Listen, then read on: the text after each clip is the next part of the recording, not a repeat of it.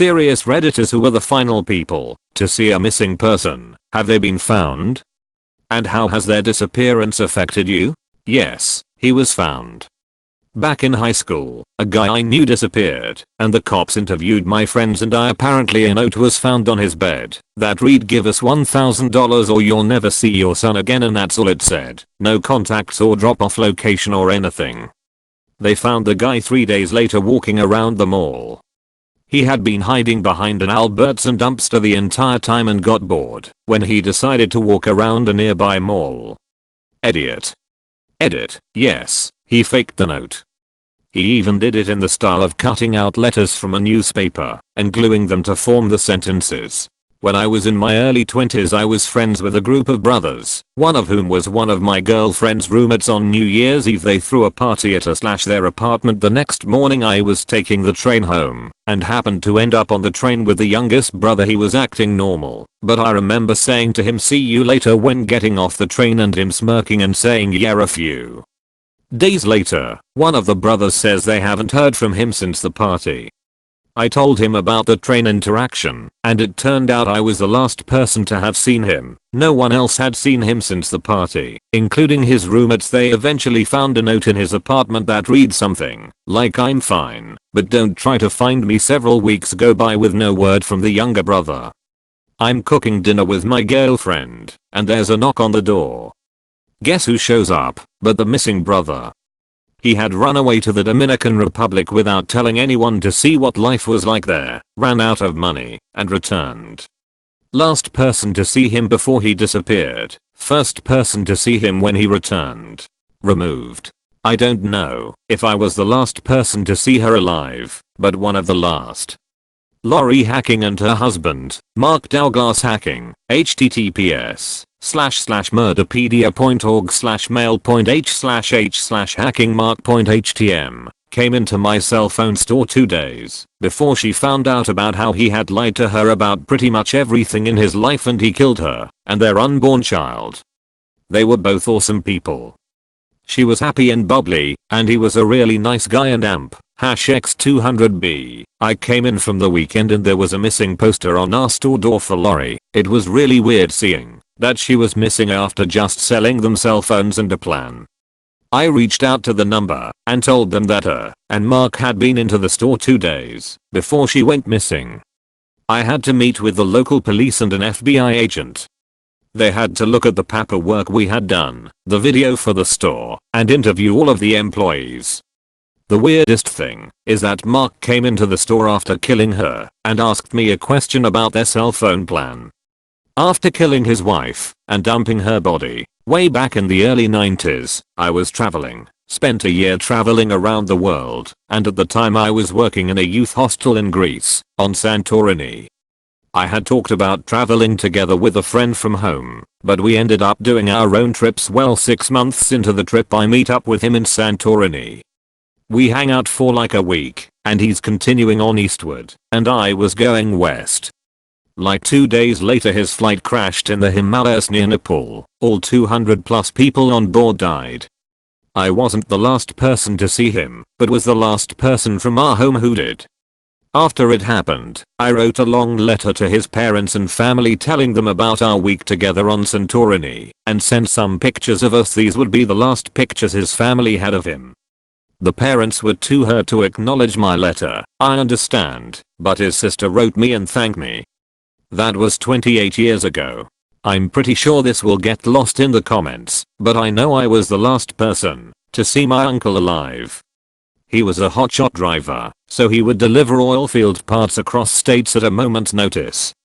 I was at the local truck stop waiting in line to pay for gas early one morning, and I was groggy, and out of nowhere I get a random man grabbed me from behind and put me in a headlock and said, "Hey boy, you want some man love?" I freak out and shout, "Get away."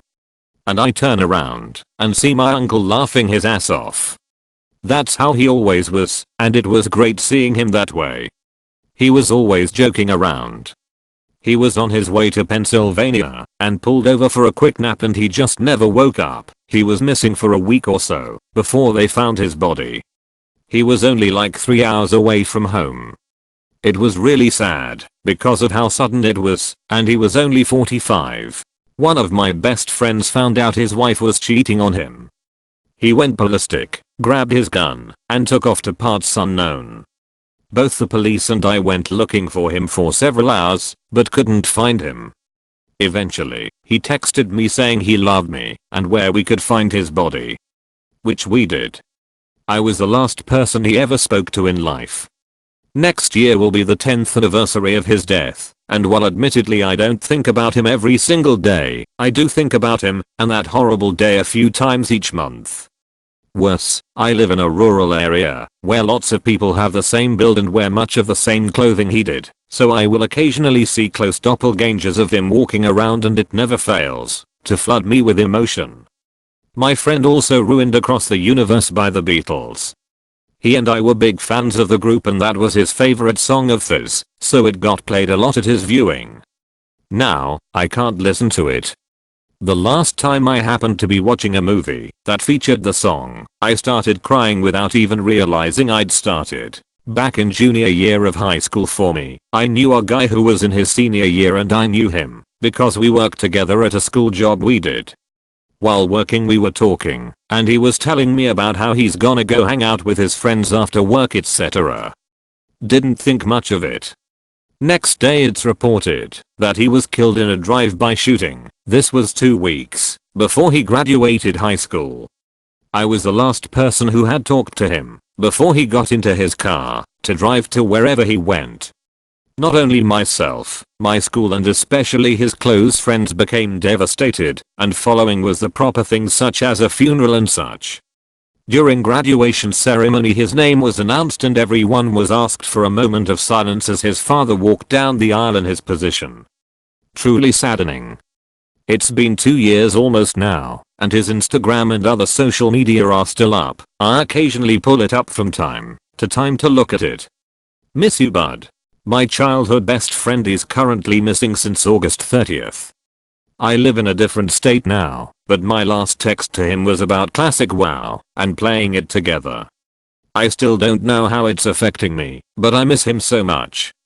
He went missing on a hike, so my only message to people is please try not to hike solo. If you are, please let multiple people know of your plans. A very close family friend that was dealing with the loss of his oldest son, who had committed suicide a few weeks earlier. It was hard on all of us, as they both worked with us on our farm. And I had known the son and the father since I was 3 to 4 years old. He came over for dinner on a Sunday night. He was supposed to come back over Monday morning to help out with farm work. It would be his first day back working since the loss of his son 4 days go by, and he never showed up. We figured it was because he was dealing with his personal drama and didn't read much into it. Although we did reach out several times and went by his house on the second day since we'd seen him. That Friday we were informed by his ex-wife, who was contacted by authorities, that he had killed himself in his truck several miles outside of town in the middle of a field. He had left our home Sunday night and ended his life just an hour or so later. I sometimes feel like our family did not do enough to console him, and that maybe we didn't realize just how much he was struggling in life. It weighs on me occasionally. Especially around the time where both of the tragedies occurred. It was a great loss to me, and I have never properly dealt with the emotions. Edit. Thank you so much for the support. I appreciate everyone responding so kindly. It means the world to have support in a situation I usually fight alone. Thank you, thank you, thank you. Edit again. I'm sorry for annoyingly responding to each comment, but I genuinely thank you all so much. I joined Reddit for fun. I never thought I could receive such support and encouragement from strangers. I thank you all so much for this. I have a slightly different story. I had a friend in college. We got into an argument one night. I said some things about how she had been acting, culminating in that night. I was done. A few months later, I decided to reach out. She had moved out of her apartment and disconnected her phone. Back then we just had landlines. I heard from a mutual friend she had moved back in with her dad. I called her and apologized. I asked her to have a beer with me to catch up.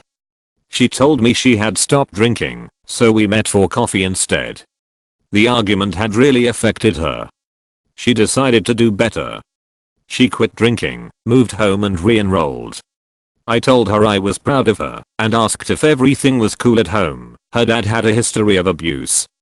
She told me it was good and we promised to keep in touch.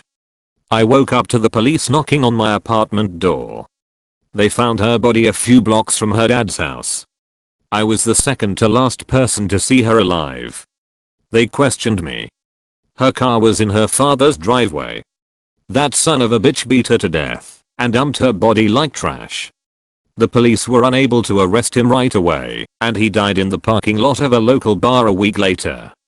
They said he had a heart attack. He escaped justice and her murder is technically unsolved. When I was 13 I went to visit my auntie on a whim.